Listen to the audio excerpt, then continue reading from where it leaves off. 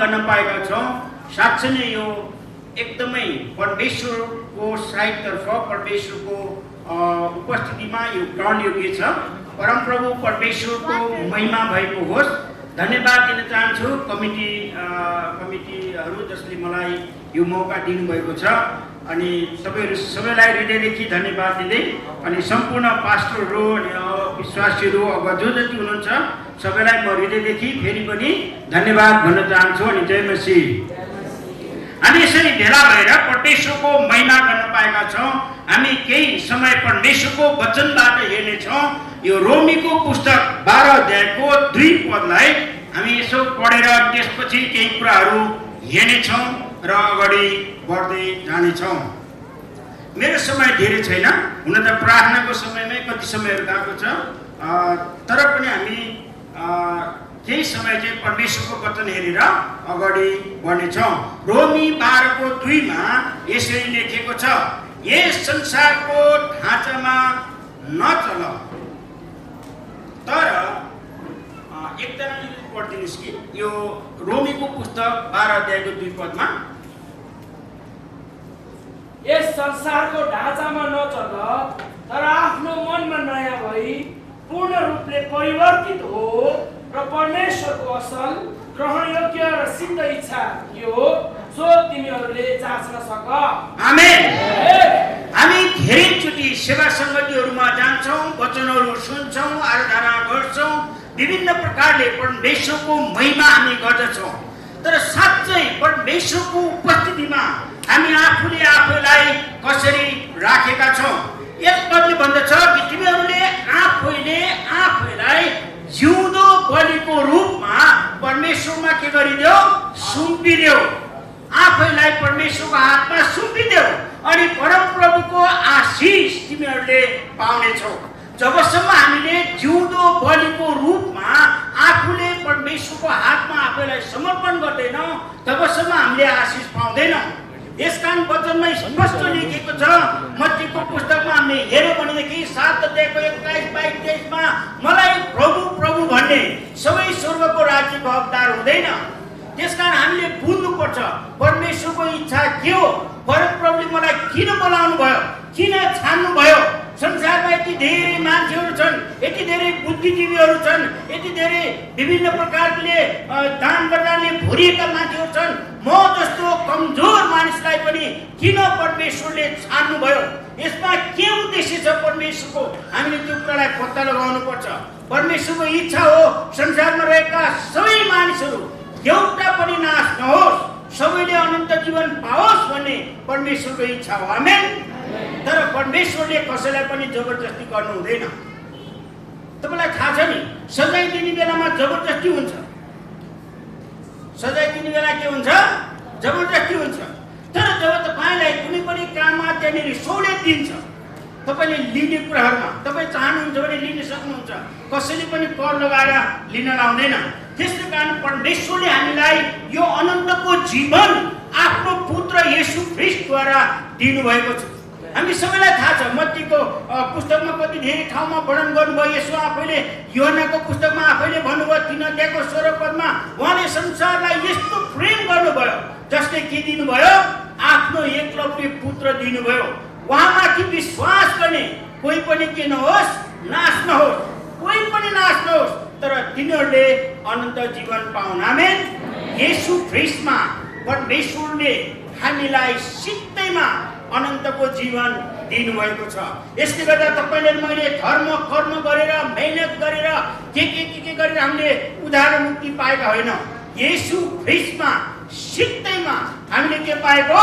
उद्धार मुक्ति पाएको। आमेन। कस्तो खुसीको कुरा होला।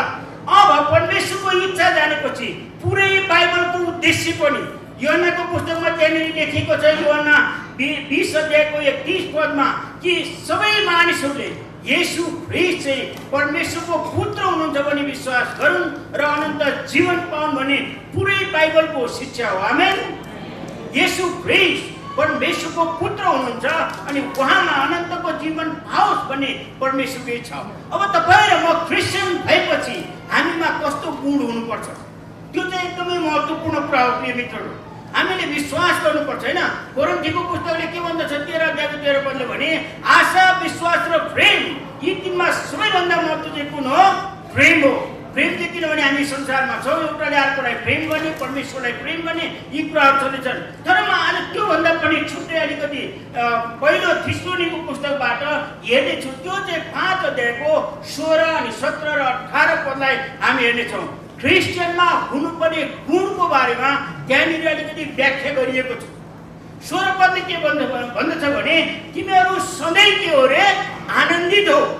एउटा क्रिस्चियनमा हुनुपर्ने असल गुण भनेको सधैँ आनन्दित हुने हो, सधैँ रुच्य हुने होइन, सधैँ चिन्ता र फिक्रीमा बस्ने होइन, सधैँ शङ्का र क्रोधमा बस्ने होइन, रिस र डाहमा बस्ने होइन। परमेश्वरको वचनले भनेको हामीलाई क्रिस्चियनहरूमा हुनुपर्ने गुण चाहिँ आनन्दित हुने हो। त्यहाँनिर यसरी लेखिएको छ, हितोपदेशको पुस्तकमा हामीले पढ्यौँ भने त्यहाँनिर यसरी पाउँछौँ। 17 अध्यायको 22 पदमा हितोपदेशले देखेको के भनेको छ भने आनन्दित हृदय नै असल औषधि हो। आमेन। तपाईँ जति परमेश्वरमा आनन्दित हुनुहुन्छ त्यति तपाईँ विजयतिर जानुहुन्छ। जति तपाईँ परमेश्वरमा आनन्दित हुनुहुन्छ तपाईँलाई त्यसले तपाईँलाई आफैलाई फाइदा गर्छ। यो आनन्दित हुने भनेको कुरा चाहिँ आफूलाई फाइदा गर्ने कुरा। जब हामी रिस लिन्छौँ, क्रोध लिन्छौँ, डाह लिन्छौँ, त्यसले कसलाई हानि गर्छ? आफैलाई हानि गर्छ। तर तपाईँ आनन्दित हुनुहुन्छ, एकदमै मग्न हुनुहुन्छ। पावल झ्यालखानमा हुँदा पनि यसरी भन्ने उनले फिलिप्पी 4:4 मा प्रभुमा सधैँ आनन्द गर, म फेरि पनि भन्छु आनन्द गर। आमेन। किनभने आनन्द गर्नुमा चाहिँ विजय छ। जब आनन्दित हुन्छौँ त्यहाँनिर हामीले साहस पाउँछौँ। जब हामीले साहसिलो हुन्छौँ त्यहाँनिर विजय हुन्छ। आमेन। त्यसकारण त परमेश्वरले यहोशुलाई भन्नुभयो त साहस गर, आनन्दित हो, किनकि मसा मरेर गए पनि म त मरेको छैन। आमेन। प्रभु कहिले मर्नुहुन्न, प्रभु कहिले थाक्नु हुँदैन, प्रभु कहिले निराश हुनु हुँदैन। भजन संहिताको 21 अध्याय 121 अध्यायमा तपाईँले 3 र 4 पदमा पढ्नु भने पाउनुहुन्छ। हाम्रो परमेश्वर कहिले थाक्नुहुन्न, कहिले निदाउनुहुन्न, कहिले निराश हुनुहुन्न। आमेन। उहाँ विजयहरूका पनि विजय परम प्रभु हुनुहुन्छ। यसकारण हामी क्रिस्चियनहरू सधैँ आनन्दित हुनुपर्छ। तपाईँ जब शङ्का गर्नुहुन्छ, निराश हुनुहुन्छ, दुष्टले मौका पाउँछ। दुष्टले मौका पाउनु चाहिँ निराश भएको बेलामा, शङ्का गरेको बेलामा, जब हामी हतोत्साह हुन्छौँ त्यसले आएर न्याक्न थालिन्छ। तर तपाईँ र म प्रभुमा आनन्दित भयो भने त्यसले तपाईँलाई र मलाई नै फाइदा ल्याउँदछ। यसकारण पावलले झ्यालखानमा भन्दा हामीले त्यहाँनिर दोस्रो कोरिन्थीको पुस्तकको 6 अध्यायमा हेऱ्यौँ भने पावलले आफूले पाएको यति धेरै पीडाको बारेमा भन्दछ। 11 अध्यायमा गएर हामीले त्यही दोस्रो कोरिन्थीको 11 अध्यायमा हेऱ्यौँ भने पनि यति धेरै पीडा पाएको कुरा भन्दछ। उसले मैले 40 मा 1 गते 5 चोटि कोरा खाएँ भन्छ।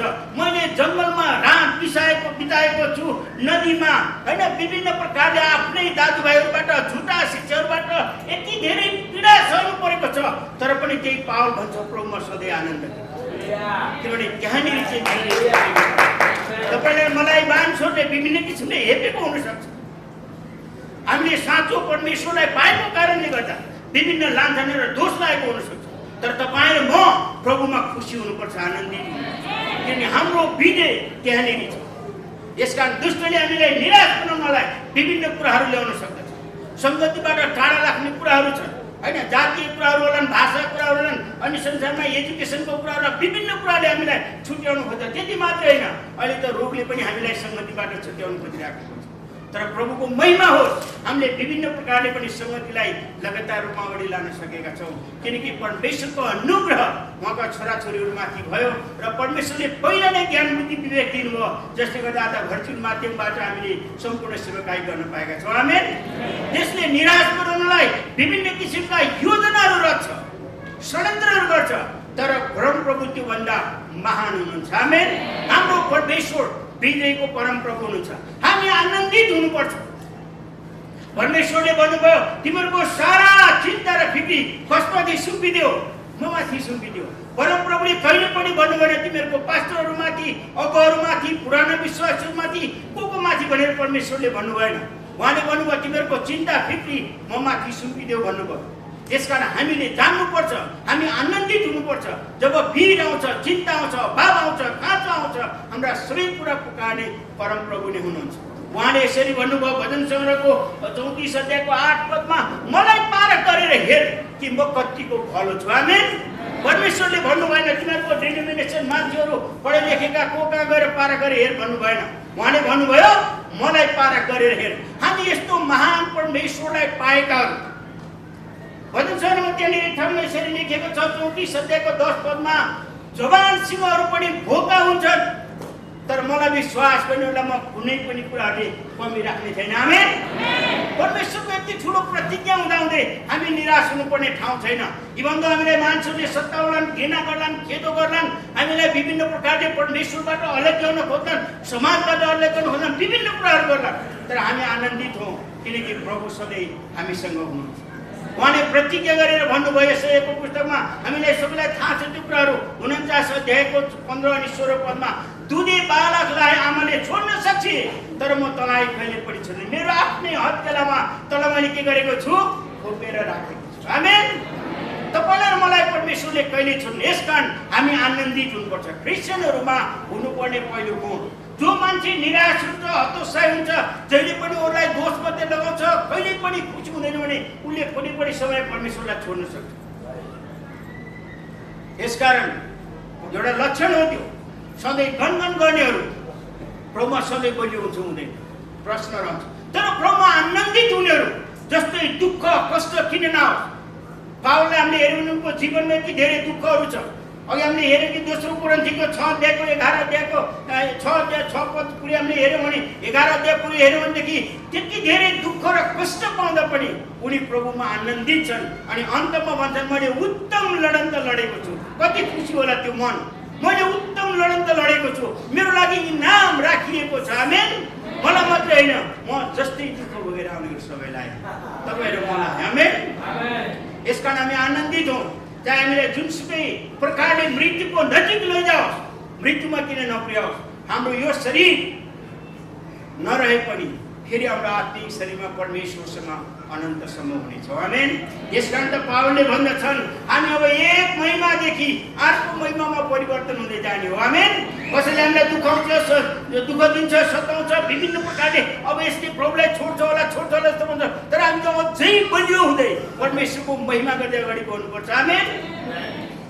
अयुबलाई हेर्नु न, अयुब कस्तो धेरै परमेश्वरसँग समय बिताएको हामी सुरुको अध्यायमा पाउँदछौँ। तर त्यही दुष्टले यस्तो प्रकारले परीक्षा लिएर आयो, सबै सम्पत्ति सिद्ध्याए मात्रै होइन छोराछोरीहरूलाई पनि नष्ट गरिदियो, उसको आफ्नो शरीरलाई पनि यति धेरै घाउ बनाइदियो, एकदमै निराश बनाउन खोजेको। अनि उनको आफ्नै श्रीमतीले भन्दछन् 2 अध्यायको 10 पदमा हेर्नु भने परमेश्वरलाई बरु थुकेर मोर भन्छ 9 पदमा। अनि 10 पदमा अयुबले भन्छ 2 को 10 मा तिमी एउटा मूर्ख स्त्री जस्तै बोल्दैछ। परमेश्वरबाट सुख लिने दुःख चाहिँ नलिने, म जन्मिँदा के ल्याएको थिएँ र मैले मरेर जाँदा के लानु छ र। मेरो प्रभु सधैँको प्रभु। आमेन। त्यो भित्रदेखिको आनन्दलाई दुष्टले कहिले पनि निराशमा लान सकेन। यसकारण त अयुबले भन्दछन् 42 अध्यायको 5 पदमा पहिले त मैले परमेश्वरको बारेमा मात्र के गरेको सुनेको। पहिला त मैले परमेश्वरको बारेमा सुनेको।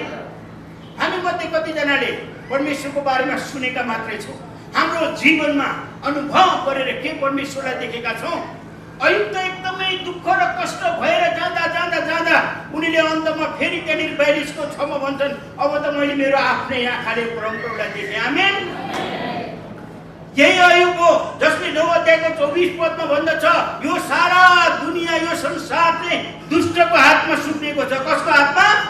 दुष्टको हातमा। यसकारण यहाँ छली गर्नेहरू, फटाइ गर्नेहरू, लुच्चाइ गर्नेहरू, लुट्नेहरू माथि जानेछ। अयुबले यो देख्यो, ऊ प्रभुमा जिउँदै पनि यति धेरै दुःख र कष्ट सहनु पर्यो देख्दा उसलाई पनि पीडा लागेर आयो मनमा होला। अनि उसले भन्छ यो संसार दुष्टको हातमा सुम्पिएको छ, यो गर्ने परमेश्वर नभएको हो। त्यो पीडामा सायद उसले पोख्यो, तर उसले आएर फेरि प्रस्ताव गर्छ 42 अध्यायको 10 पदमा 9 पदमा भन्छ मैले त परमेश्वरलाई देखेँ, मैले जति पनि पीडामा भने त्यो त गल्ती पो भनेछु। अनि उसले 6 पदमा जब प्रस्ताव गर्छ त्यो बेलाको समयअनुसार भाङ्रा लगाएर खरानी धसेर जब प्रस्ताव गर्छ 10 अध्यायमा आएपछि पहिलाको भन्दा डबल बेसी आशिष पायो। आमेन।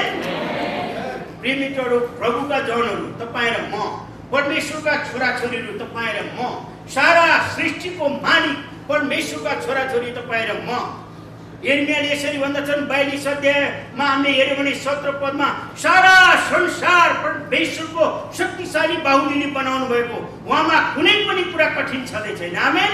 त्यसकारण तपाईँ र म प्रभुमा हुनु पाउनु चाहिँ आनन्दित हुनुपर्छ। लुकाको पुस्तकमा यही लेखिएको छ। लुकाको पुस्तकको 18 अध्यायको 27 पदमा पढ्यो भने मानिसमा असम्भव भएको कुरा परमेश्वरमा सम्भव छ। आमेन। मानिसमा असम्भव भएको कुरा हाम्रो परमेश्वरमा सम्भव छ। यसकारण हामीमा त्यो गुण हुनुपर्छ कि प्रभुमा सधैँ आनन्दित हुने। हामीलाई कुनै पनि कुराले निराश बनाउनु हुँदैन। हामी सधैँ प्रभुमा आनन्दित हुनुपर्छ। अनि त्यही दोस्रो थिस्सलुनीको पुस्तकको 5 अध्यायको 17 पदमा त्यहाँनिर लेखेको छ निरन्तर प्रार्थना गरिरहौ। आमेन। अघि हामीले कति धेरै प्रार्थना गर्यौँ। यो चाहिँ दोस्रो क्रिस्चियनहरूमा हुनुपर्ने गुण हो। पहिलो गुण आनन्दितले चाहिँ आफैलाई प्रभुमा बलियो बनाउँछ, स्वास्थ्य ल्याउँछ, विजय बनाउँछ। दोस्रो गुण यो निरन्तर प्रार्थना गर्ने कुरा चाहिँ परमेश्वरसँगको सम्बन्धमा लिएर आउँदछ। कुराकानी हो। हामी मानिससँग गरेकोलाई बात भन्छौँ, परमेश्वरसँग गरिएको कुराकानीलाई प्रार्थना भन्छौँ। तर एउटा क्रिस्चियनले निरन्तर परमेश्वरसँग प्रार्थना गरिराख्नुपर्छ। चाहे घरमा बस्दाखेरि होस्, चाहे बाटोमा हिँड्दा, जहिले पनि निरन्तर प्रार्थना गर्नुपर्छ। परमप्रभु परमेश्वर येशू ख्रीष्ट नै तपाईँ र मेरो मोडेल हुनुहुन्छ। उहाँले रातभरि डाँडामा प्रार्थना गर्नुभयो। हामी त्यहाँनिर पाउँछौँ लुकाको पुस्तक 6 अध्यायको 12 पदमा पढ्यो भने येशू रातभरि प्रार्थना गर्नुभयो। आमेन।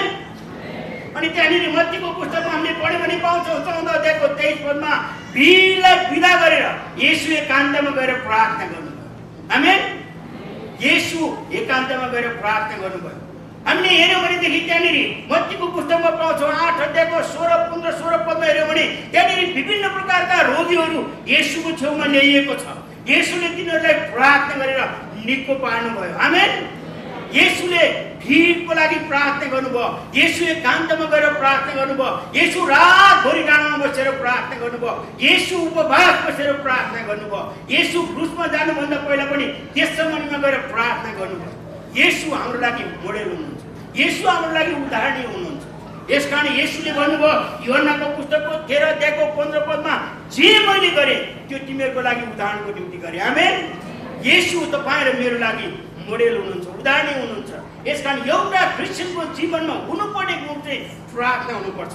जति धेरै प्रार्थना गर्छौँ त्यति धेरै परमेश्वरसँग हामी कुराकानी गर्न सक्छौँ। तपाईँ र मेरो धन्यवादको कुराहरू प्रार्थनाबाट परमेश्वरलाई चढाउन सक्छौँ। तपाईँ र मेरो दुःख र कष्टहरू प्रार्थनाद्वारा परमेश्वरका ल्याउन सक्छौँ। हामी हर समय परमेश्वरका आउन सक्छौँ। तर कतिजना मान्छेहरू चाहिँ आफूसँग भएका कुराहरूमा गौरव गर्दछ। हामीलाई थाहा छ नि दाउदको बारेमा हामीलाई थाहा छैन। दाउदले कसरी परमेश्वरसँग भरोसा गरे। तर गोलियत चाहिँ आफ्नो शरीर, आफूले ट्रेनिङ गरेको कुराहरूमा भरोसा गरेको छ। किनकि उसलाई आफ्नो कुराको गौरव छ। हामी मोसालाई हेऱ्यौँ भने पनि मोसालाई जब पानीबाट झिकेर फारोको नजिक लगियो, त्यहाँनिर गएर जब उसले शिक्षाहरू पायो, सायद उसले सोच्यो म के नै गर्न सक्छु। तर परमप्रभुले त्यस्तो उसको इच्छालाई कदर गर्नु भएन। ऊ भागेर 40 वर्षसम्म फेरि अर्को जङ्गलमा गएर बस्नु पर्यो। अनि 80 वर्षको उमेरमा अनि उसले परमेश्वरको अनुग्रहलाई बुझ्न सकेको छ। पहिला त सोचेला म दरबारमा हुर्किएको मान्छे, मसँग शिक्षा त मैले के नै गर्न सक्छु। तपाईँ र मसँग भएका कुराले, बलले, धनले, बुद्धिले केही गर्न सक्दैन। जबसम्म परमेश्वरको आत्माको अभिषेक हुँदैन, जबसम्म परमेश्वरको अनुग्रह तपाईँ र ममाथि रहँदैन, हामीसँग भएको कुराले हामीले केही गर्न सक्दैन। हाम्रो बल, बुद्धि, विवेक, हामीसँग भएका धनहरू सबै व्यक्त हुन सक्छन् यदि परमेश्वरको अनुग्रह छैन। पावललाई हेऱ्यौँ भने पनि त्यही हो। पावलले पनि साँच्चै पुरानो नियम पुरै पढेको पाइन्छ हामी त्यहाँनिर। उसले आफ्नो हिसाबले मण्डली खत्तम बनाउन हिँड्यो। तर जब परमेश्वरले दर्शन दिनुभयो, उसले जब प्रस्ताव गर्छ, परमेश्वरसँग आउँछ, परमप्रभुले कति ठुल्ठुला कामहरू गर्छ। त्यसकारण हामीसँग भएको कुरामा भर नपरौँ, प्रार्थना बेसी गरौँ। जसले धेरै प्रार्थना गर्छ परमप्रभुमा उसैले धेरै आशिष पनि पाउँछ। आमेन। तपाईँ र मेरो मण्डली वृद्धि हुनमा तपाईँ र म कतिको बेसी प्रार्थना गर्छौँ। आफ्नो परिवारको लागि, आफन्तहरूको लागि, छिमेकीहरूको लागि, हाम्रो देशको लागि, विश्वको लागि हामी कति धेरै प्रार्थना गर्दछौँ। प्रभु येशूले कसरी आफ्नो लागि प्रार्थना गर्नुभयो, आफ्नो चेलाहरूको लागि प्रार्थना गर्नुभयो, अरू मानिसहरूको लागि प्रार्थना गर्नुभयो। अनि आज मण्डलीले त्यही काम गरिराखेको छ। परमप्रभु परमेश्वरको महिमा भएको त्यस्तो गुण हामीमा हुनुपर्ने चाहिँ धन्यवादी हृदय हुनुपर्छ। जबसम्म हामी धन्यवादी हुँदैनौँ भने हामीले कहिले पनि इष्टमित्रहरू बढाउन सक्दैनौँ, परमेश्वरसँग पनि राम्रो सम्बन्ध बनाउन सक्दैनौँ। जहिले पनि प्रार्थना गर्यो, प्रभु खै तपाईँले मात्रै भने हाम्रो बेकारमा प्रभुसँगको सम्बन्धलाई बिगारी पठाउँछ। परमेश्वरले तपाईँलाई र मलाई यो जीवन दिनुभयो मात्र होइन, यो संसारमा नै परमप्रभु परमेश्वरलाई चिन्ने अवसर दिनुभयो। हाम्रो कुनै धर्म कर्मले हामीले गरेको कामले होइन, हाम्रो धार्मिकताले होइन, परमेश्वरको अनुग्रहमाथिको अनुग्रहमा सित्तैमा उहाँले हामीलाई आफ्नो छोराछोरी बनाउनु भयो। आमेन। हामी कति धेरै धन्यवादी परमेश्वरसँग हुनुपर्छ। उहाँले सित्तैमा हाम्रो पाप क्षमा गरिदिनु भयो, हाम्रो अधर्महरूलाई धोइदिनु भयो, आफू मरेर हामीलाई जीवन दिनुभयो। त्यस्तो परमेश्वरलाई हामी धन्यवाद नदिकन भन्न सक्छौँ र त्यस कारण हरेक समय परमेश्वरलाई धन्यवाद दिनुपर्छ। अनि एकअर्कालाई पनि धन्यवाद दिनुपर्छ। जसले तपाईँको लागि एक गिलास पानी किन नदियो, जसले तपाईँको लागि एउटा शब्द किन नदियो, उनीहरू सबैलाई धन्यवाद दिनुपर्छ। त्यस कारण हामी अरू मानिस र प्रभुलाई चिनेकोहरूमा फरक यहाँनिर हुन्छ। तपाईँ बाटोमा जाँदै गर्दा पनि भारत किन्दा पनि धन्यवाद दिएर जानु, झगडा नगर्नु। सामान किन्दा पनि पैसा दिनु परेछ तर धन्यवाद दिनु, जसले रिलेसन बढाउँछ। तपाईँलाई कसैले एक छाक खाना दियो, एकदमै नुनचरको पिरो र त मिठै रहन्छ, गाह्रो भयो तर पनि कति मिठो दिनुभयो, धन्यवाद रिलेसन बढाउँछ। त्यसले जब हामी धन्यवाद दिन्छौँ त्यसले हाम्रो सम्बन्धलाई बढाएर जान्छ। यसकारण यहाँनिर क्रिस्चियनहरूमा हुनुपर्ने 3वटा गुण। पहिलो गुण चाहिँ आनन्दित हुने, जसले बेसी आफैलाई फाइदा ल्याउँछ। जो एकदमै हृदयदेखि आनन्दित छ त्यो मान्छे स्वस्थ पनि हुन्छ। आमेन। जो मान्छे भित्र हृदयदेखि आनन्दित छ, खुसी छ, त्यो मान्छे स्वस्थ पनि हुन्छ। कोहीको मान्छेले एकदम रिसाइराखेको हुन्छ, तपाईँ छेउमा बसेर हाल्नु त अनेकलाई रिस उठ्छ, कति हाँसिरहेको भन्छ अझै रिस। तपाईँ हाँसिराख्नु, तपाईँलाई फाइदा भइराख्यो, उसलाई अझै घाटा भइराख्यो। आनन्दित बन्ने आफैलाई फाइदा हुन्छ। प्रार्थनाले चाहिँ परमेश्वरसँगको सम्बन्धमा ल्याउँदछ, धन्यवादले चाहिँ रिलेसनमा ल्याउँदछ। यसकारण हामी क्रिस्चियनहरूमा हुनुपर्ने 3वटा गुण। थुप्रै कुराहरू छन् तर विशेष हामीमा यो गुण भयो भने जसले हामी परमेश्वरमा दिनदिनै बढ्न सक्छौँ, हामीमा त्यो आनन्दित हृदय आउन सक्छ, प्रार्थनाको मन आउन सक्छ, धन्यवाद हुन्छ र हामी कहिल्यै पनि परमेश्वरबाट विचलित भएर रहँदैनौँ। हामी दिनदिनै प्रभुमा गर्न सक्छौँ। परमप्रभु परमेश्वरले हामी सबैलाई यस वचनद्वारा आशिष दिनुभएको होस्। आमेन।